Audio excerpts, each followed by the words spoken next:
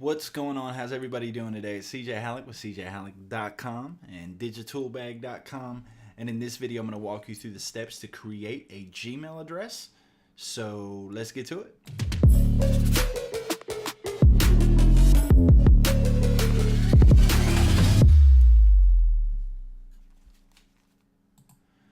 All right, so we are on gmail.com. Nothing fancy about it. You just go to gmail.com, and once you're here, we're going to click on create an account, and then we're going to put in our information. So I'm going to put CJ Halleck. Username is going to be Pyroplex, and password.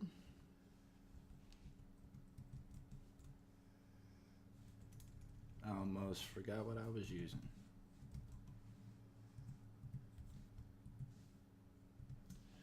And confirm your password.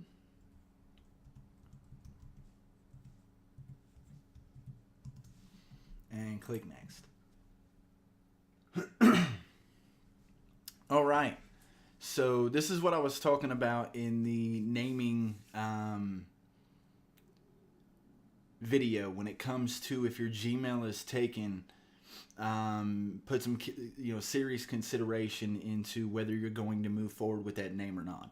So with this, I'm going to actually come back to know them just so you guys can see what I'm talking about. We're going to go to most popular again, and we're going to take a look at what is available and what is not.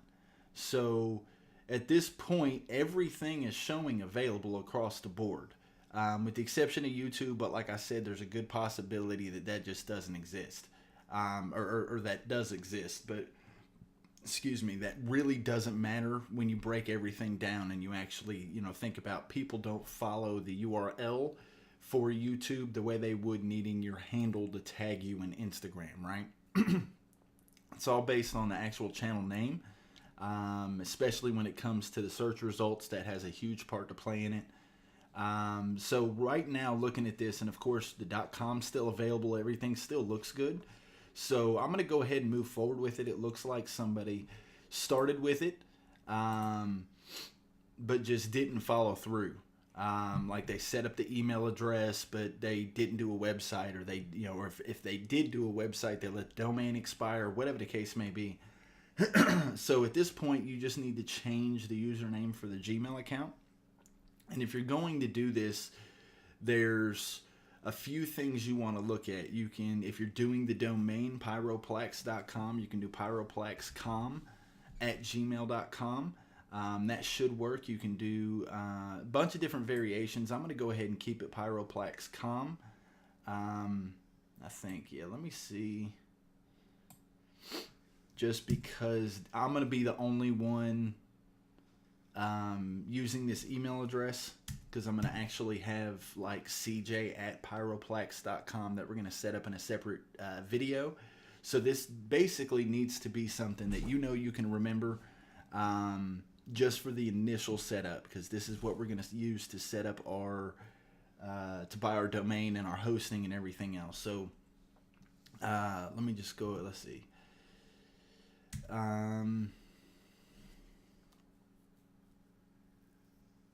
Yeah, we'll do pyroplexcom@gmail and click next.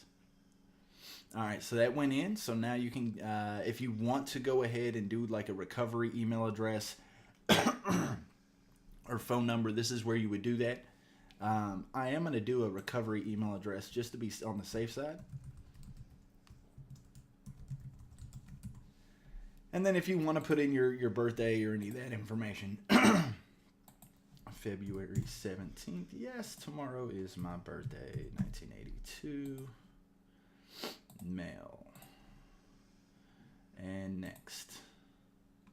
And then you're going to agree to the terms and service. I do recommend, if you want to read it, I'm going to go ahead and click agree, and hope that they didn't just ask for my left leg when I turn 40.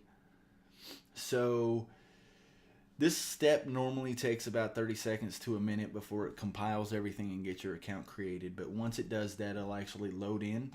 At this point, you just hit next. You decide how you want everything to look. I'm going to go ahead and go with compact. so it makes it a little easier for me to navigate through all the emails. Then we're going to click OK. And there you have it. Those are the steps to create an email address with Gmail, 100% free. If you guys have any questions, please feel free to reach out to me on Twitter at CJ Halleck. You can send me a DM on Instagram with the same handle at CJ Halleck, or you can always shoot me an email, cj@cjhalleck.com. Hope you guys have an amazing day. Be great. Stay boosted. Catch you at the top. Take care.